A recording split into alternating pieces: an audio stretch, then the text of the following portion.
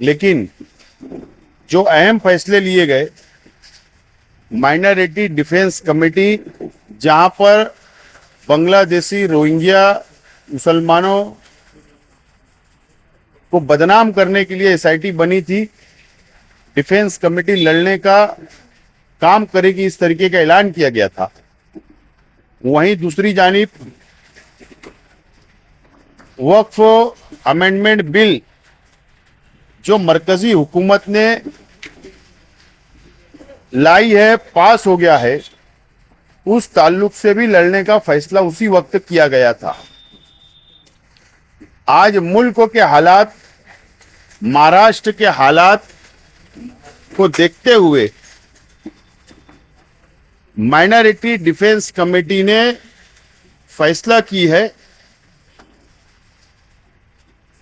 उत्तर Maharashtra Nashik range में 5 जिले आते हैं, अहमदनगर, नासिक, हुलिया, नंदुरबार और जलगांव। ये 5 जिले के एक बड़ी कॉन्फ्रेंस, माइनॉरिटी कॉन्फ्रेंस लेने का फैसला किया गया है, जो 22 जून को मालेगांव शहर में एक बड़ी कॉन्फ्रेंस होगी। और चाहे हुकूमत के तरफ से या हुकूमत के अंदर शामिल पार्टियों की तरफ से या फिरका परस्त पार्टियों की तरफ से कभी आजान के लाउड स्पीकर का मामला आता है मस्जिद के, या जो वक्फ बोर्ड अमेंडमेंट बिल आया है और जो नीयत खराब है फिरका परस्त तंजीमों की, सरकार की, जो मुसलमानों की वक्फ की गई प्रॉपर्टी के ऊपर जो नीयत खराब है, जो मसाइल हमारे सामने आ सकते हैं, इस ताल्लुक से कॉन्फ्रेंस ली जा रही है। और कॉन्फ्रेंस में लीगल तौर पर, कानूनी तौर पर किस तरीके से मालूमात दी जा सके, एक दूसरे के राब्ता किस तरीके से हो सके, उनके ऊपर कोई मुसीबत आए तो मालेगांव किस तरीके से उनके साथ खड़ा रहे, अगर हमारे पे कोई मुसीबत आए तो वहां के लोग हमारे साथ किस तरीके से खड़े रहे। या आपने देखा कि जलगांव के अंदर भी रोहिंग्या और बांग्लादेशी के नाम पर एफआईआर हुई और अलग अलग शहरों में की जा रही है। और अभी मनमाड़ के अंदर जो एटीएस ने एक मस्जिद के जिम्मेदार जो चंदा जमा कर रहा था उसके ऊपर एफआईआर की। ऐसे बहुत सारे मसाइल जो आज मुसलमानों के सामने है, इसके लिए एक बड़ी कॉन्फ्रेंस रखने का फैसला हमने आज की मीटिंग में किया है। और 22 जून को मालेगांव शहर में बड़ी कॉन्फ्रेंस तो होगी और वक्तों पर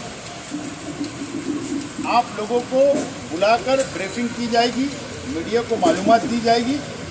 आज सिर्फ जो फैसला हुआ है आज आपको मालूमात दी जा रही है। यहाँ पिछले जो भी एमएलए गुजरे, उन्होंने इस शहर की रहनुमाई के साथ साथ महाराष्ट्र की रहनुमाई की। अभी हम देख रहे हैं कि मालेगांव के साथ साथ हमारे आसपास के ज़िले में मुसलसल एक माइनॉरिटीज़ को तकलीफ देने का काम किया जा रहा है।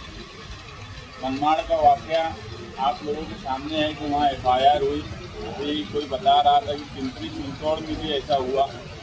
मतलब ये है कि आगे भी ये सब चीज़ें होती रहेंगी और हम ये चाहते हैं कि जो कॉन्फ्रेंस ली जा रही है, शुमाली महाराष्ट्र माइनॉरिटीज़ कॉन्फ्रेंस, उसमें सभी लोगों को बुलाया जाए, उनकी लीगल रहनुमाई भी की जाए और दूसरा क्या तरीका हो सकता है बचाव का वो भी उनको बताया जाए। क्योंकि हम ये भी देख रहे हैं कि नासिक हो या जलगांव हो, मनमाड़ हो, वहाँ पर लोग कोई मदद करने के लिए नहीं आता, कोई ऐसा कमेटी नहीं। जैसे हमने यहाँ एक कमेटी बनाई और वो कमेटी मुसलसल SIT जब से बनी है लोगों की रहनुमाई कर रही है कि लोग अपने कागज पत्तर सही कर ले, लेकिन दूसरे शहरों में ये नहीं होता। लोग डरते हैं, उनका डर और खौफ भी खत्म हो और हम कानून के दायरे में रहकर हमें क्या हक हमको मिला है वो हक पर हम काम काज करें। हम जब ये कमेटी बनाए थे उस वक्त भी हमने 2 सवाल रखा था। वक्फ के सवाल पर हमारा एक पिटीशन सुप्रीम कोर्ट में माइनॉरिटी डिफेंस कमेटी की तरफ से दाखिल है, जिसका नंबर 25/493/2025 है। मगर उसके ही साथ साथ ये भी ज़रूरत हुई कि सुप्रीम कोर्ट में केस चलेगा, फैसला कब आएगा। उम्मीद यही है कि फैसला हमारे हक में आए, मगर मदरसे, मस्जिद, दरगाह, कब्रस्तान, इन सबको अगर तकलीफ होने लगी, नोटिसें आने लगी, उस वक्त अगर हम उनके लिए कोई कोशिश करेंगे तो बहुत देर हो जाएंगी। इसलिए पहले से ही इन लोगों को बुलाकर इनके लिए सही रहनुमाई की एक कॉन्फ्रेंस की जाए।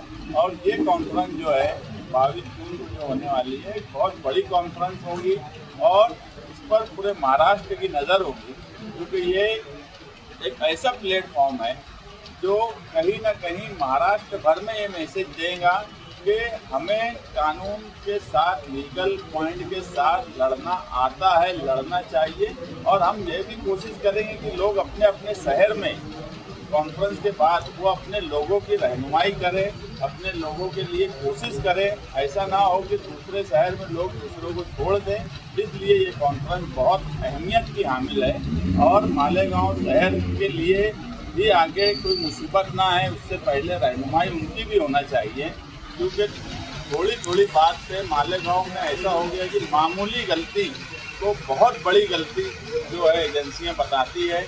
अभी चार्जशीट आई जो बांग्लादेशी और रोहिंग्या का इतना हवा खड़ा किया गया था, चार्जशीट 1,500-2 हज़ार पेज की, इसमें एक भी ऐसी बात नहीं है, एक भी जो लोगों को आरोपी बनाया गया है ये नहीं साबित हुआ कि ये बांग्लादेशी है। सिर्फ यही हुआ कि ये कागज़ में गलती हो गई, वो कागज़ में गलतियाँ भी ऐसी है कि अगर उसको सच मान भी लिया जाए तो फाइन या पेनल्टी लगाकर उसको ख़त्म किया जा सकता, मगर उसके बाद भी 3-3.5 महीने से लोग जेल में हैं। मतलब बोलने का ये है कि मामूली हमारी गलतियों को बड़ा बना दिया जाता है, हवा खड़ा कर दिया जाता है और वो हवे का प्रेशर ऐसा होता है कि तकलीफ बढ़ जाती है। इसलिए पहले से तैयारी करना ज़रूरी है। इसलिए माइनॉरिटी डिफेंस कमेटी ने ये तय किया कि 22 जून को एक बड़ा प्रोग्राम रखकर लोगों की रहनुमाई की जाएगी।